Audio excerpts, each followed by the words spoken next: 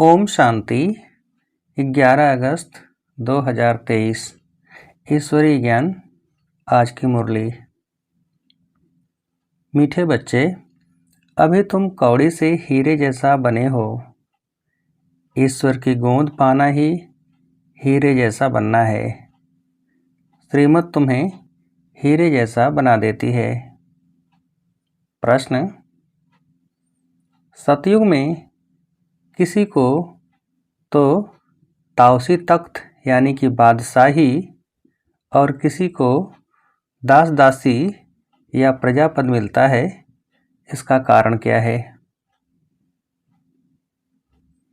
उत्तर: सतयुग में ताउसी तख्त उन्हें मिलता जो संगम पर ज्ञान सागर की पढ़ाई को अच्छी रीति पढ़ते हैं और धारण करते हैं। ज्ञान रत्नों का दान कर बहुतों को आप समान बनाते हैं और जो गफलत करते, देह अभिमान में आकर हंगामे मचाते, उन्हें प्रजापद मिल जाता है। पढ़ाई पर ध्यान न देने वाले ही दास दासी बन जाते हैं। ओम शांति। कौड़ी से हीरे जैसा बनने वाले सिकीलधे पुरुषार्थी बच्चे यह जानते हैं कि माया का तूफान लगता है। बच्चे कौड़ी से हीरे जैसा बनने का पुरुषार्थ करते हैं, परंतु श्रीमत पर न चलने के कारण फिर से माया का तूफान लगने से ज्योति बुझ जाती है। इस पर भी गीत है। बच्चों को अब मालूम पड़ा है कि हम सुपूज्य देवी देवता थे। यह आत्मा सुनती है बेहद के मोस्ट बिलीवेड बाप द्वारा। उनकी यह महिमा गाई जाती है। वह ऊंच ते ऊंच भगवान है। सारी सृष्टि में उनको ही याद करते हैं, क्योंकि इस दुनिया में तो बरोबर दुख ही दुख है। ऐसा मत समझो कि सब मनुष्य बेसमझ हैं। समझते भी हैं कि प्राचीन भारत बहुत ऊंच था और सभी खंड अथवा धर्म थे नहीं, इसलिए भारत को प्राचीन कहते हैं। इतना समझते हैं, परंतु वह कैसे हुआ, कब हुआ, भारत फिर हीरे जैसा कब और कैसे बनेगा, यह नहीं जानते। अभी तुम बच्चे सम्मुख बैठे हो और जो परदेश अर्थात बाहर सेंटर पर रहते हैं वह भी सुनते हैं। हीरे जैसा बनाने वाला बेहद का बाप कहते हैं, यह तुम्हारा अंतिम ईश्वरी जन्म है, जबकि भगवान बैठ हीरे जैसा बनाने के लिए तुमको पढ़ाते हैं। तो ऐसे बाप का कितना न रिगार्ड रखना है। सत बाप, सत टीचर, सतगुरु का रिगार्ड रखा जाता है। बाप कहते हैं, बच्चों को सुख देने वाला मैं ही हूँ। इस समय तुम बच्चों को सुख देने के लिए आकर अपनी मत देता हूँ। भगवान ने जो श्रीमत दी थी वह फिर मनुष्यों ने गीता में लिखा है, परंतु यथार्थ नहीं। अब यह तुमको ऊंच ते ऊंच हीरे जैसा बनाते हैं। स्वर्ग में तो तुम ही आ सकते हो ना। यूँ तो सारी दुनिया की आत्माएं बच्चे हैं बाप के। प्रजापिता ब्रह्मा तो है ना। इस समय शिव बाबा के पोत्रे कहलाते हो, फिर परपुत्रे तरपुत्रे भी कहलाते हो। वृद्धि तो होती जाती है ना। वास्तव में सभी का रचयिता मैं बाप ही हूँ। पूछते हैं ना कि तुमको किसने पैदा किया, तो कहते हैं अल्लाह व खुदा ने। इतना समझते हैं, परंतु कैसे पैदा करते हैं, कैसे इतना समृद्धि को पाते हैं, यह कुछ भी पता नहीं है। यह तो तुम जानते हो कि सतयुग में बहुत थोड़ी रचना होती है। जरूर रचयिता भी होगा जो नई दुनिया रचते हैं। नई दुनिया में देवी देवता पद प्राप्त कराते हैं तो जरूर पुरानी दुनिया का विनाश भी कराते होंगे, यह कोई भी नहीं जानते। अथाह किताब शास्त्र आदि लिखते हैं, समझते हैं यह फिलॉसफी के शास्त्र हैं। फिलॉसफी ज्ञान को कहते हैं, परंतु यह किसको पता नहीं है कि ज्ञान का सागर तो एक ही परमपिता परमात्मा है। तुम इस द्वारा नॉलेज पाकर हीरे जैसा बनते हो। ईश्वर की गूंज पाना ही हीरे जैसा जन्म है। हीरे जैसा बनाने वाला बाप हमको हीरे जैसा बना रहा है। बलिहारी इनकी गाई जाती है। सतयुग में तो बलिहारी की बात ही नहीं, वहाँ तो यह ख्याल भी नहीं रहता। तुम अभी जानते हो, हम अभी न शूद्र हैं न देवता हैं, अभी हम ब्राह्मण हैं। तुमको ही सुदर्शन चक्रधारी कहा जाता है। यहाँ तुम सुदर्शन चक्रधारी बन विष्णु कुल में जाकर राज्य करेंगे। सुदर्शन चक्रधारी कमल फूल समान तुमको यहाँ ही बनना है। यहाँ है पुरुषार्थ, वहाँ है प्रारब्ध। ऐसी बातें दुनिया में कोई नहीं जानते। बाप कहते हैं माया ने तुमको तुच्छ बुद्धि बनाया है। तुम हीरे जैसे देवी देवता थे, पहले तुमको पता नहीं था। दुनिया में तो अनेक मतें हैं, कोई क्या कहते कोई क्या कहते हैं मनुष्य मरते हैं फिर नए पैदा होते हैं। कोई कहते हैं कि जैसा संकल्प करते वैसा बन जाते हैं। अनेक प्रकार के मत वाले हैं। तुम हो श्रीमत पर चलने वाले। श्रीमत से तुम्हारी भी श्रेष्ठ मत बनती है। तुम ही जानते हो, सब तो नहीं जानते। भल कोई लखपति पदमपति हैं, परंतु इस ज्ञान में आना बड़ा मुश्किल है। कोटों में कोई ही आता है, क्योंकि साहूकारों पर लफड़े बहुत हैं। ड्रामा में नूंद ही ऐसी है, जो गरीब ही ईश्वर की गोद लेते हैं। यह रथ तो उनका है ना, बाप दादा दोनों इकट्ठे हैं। यह तुम ही समझते हो। निराकार भगवान को अपना शरीर नहीं है, तो जरूर लोन पर शरीर लेना पड़े, तब तो भगवानुवाच होना। श्री कृष्ण भगवानुवाच हो नहीं सकता। उनको तो झट सब जान लेते। यह है निराकार, इसलिए इनको कोई जानते नहीं। आजकल बहुत मनुष्य वेश बदलकर कृष्ण का रूप धारण करते हैं, पैसे कमाते हैं, सब माया के मुरीद बन गए हैं। अभी तुम ईश्वर के मुरीद बनते हो। कोई तो 100% ईश्वर के मुरीद बने हैं, उनकी शरण ली है। बाकी सब माया रावण की शरण में फंसे हुए हैं। बाबा ने समझाया है कि खास भारतवासी सब शोक वाटिका में हैं। सारी दुनिया ही लंका है।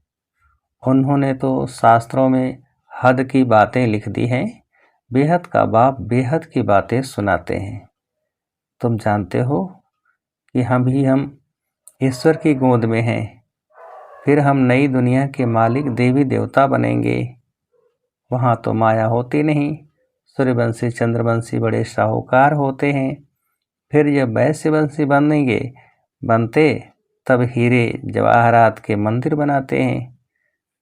पहले जो हीरे जवाहरात के मंदिर बनाते हैं वे ऐसे महलों में रहते हैं। इसलिए गाया जाता है कि भारत हीरे जैसा था, अब तो कौड़ी मिसल है। यह है ही पतित दुनिया। भारत ही सचखंड पावन था, भारत ही अभी पतित खंड है। भारत को अभी हम पावन नहीं कहेंगे, अभी हम पावन बन रहे हैं।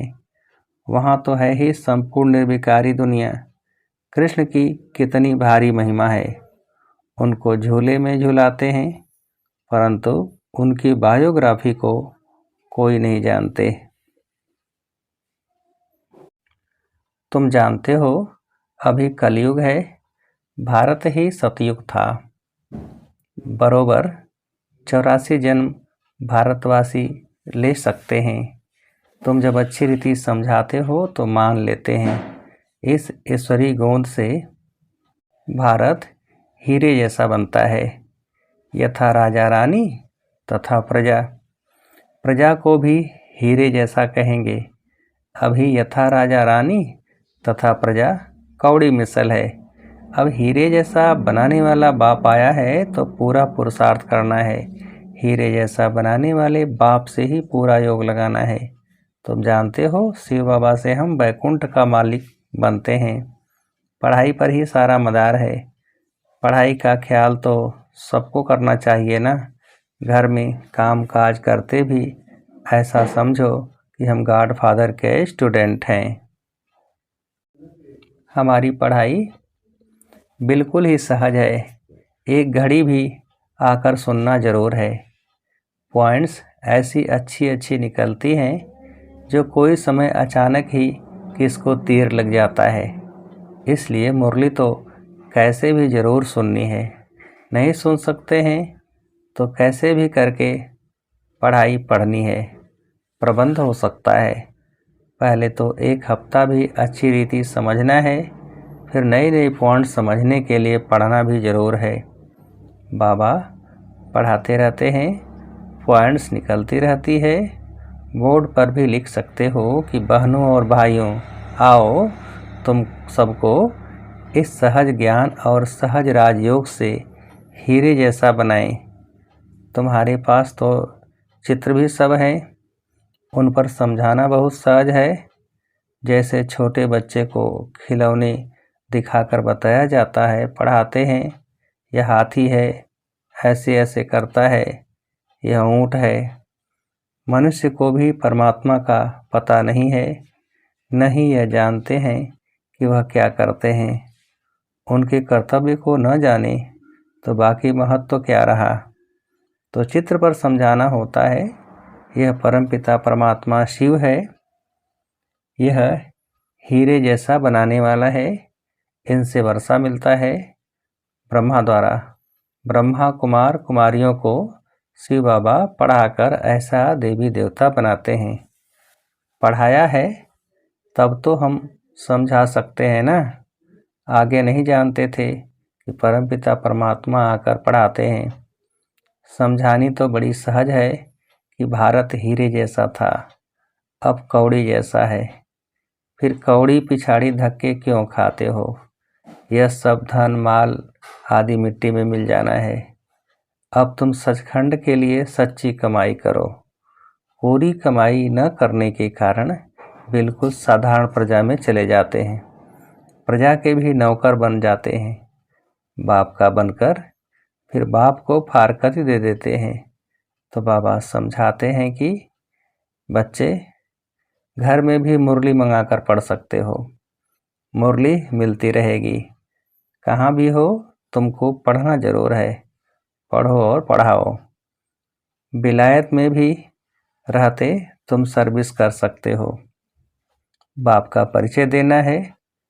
प्रभाव तो अंत में ही निकलना है। समझेंगे कि बरोबर प्राचीन भारत हेवन था। कितना धन यहाँ से लूट कर ले गए हैं। सतयुग में चैतन्य में सारी सृष्टि के तुम मालिक बनते हो, यानी राज्य करते हो। फिर भक्ति मार्ग में जड़ चित्रों को एक कोठरी में बंद रखते हो, यादगार बनाते हो। पूजा का सामान भी तो चाहिए ना। अब तुम सब कुछ जान गए हो कि हम सब पूज्य थे, अब पुजारी बन गए हैं। पूज्य से पुजारी बनने में हमको कितना समय लगता है। कैसे मंदिर बने, हमने ही तो मंदिर बनवाए हैं। हमने अपने जड़ चित्र बनाकर अपनी ही पूजा शुरू की। कितनी वंडरफुल बातें हैं। बाप समझाते हैं, बच्चे अब कोई गफलत न करो। देही अभिमानी बनने से ही तुम हीरे जैसे बनेंगे। देह अभिमान में नहीं आना है। देह अभिमान में आकर बड़े बड़े हंगामे मचाते हैं। तो अपनी भी सत्यानाश और औरों की भी सत्यानाश करते हैं। एक ही ज्ञान सागर से कोई तो पढ़कर ताउसी तख्त पर बैठते हैं और कोई दास दासी।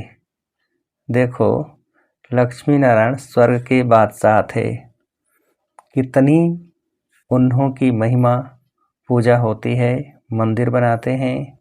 अब तुम जानते हो कि हम फिर से सूर्यवंशी लक्ष्मी नारायण बन रहे हैं, फिर सूर्यवंशी से चंद्रवंशी में आएंगे। राजाई लेना कितना ऊंच पद है। पुरुषार्थ ऐसा करना और कराना है।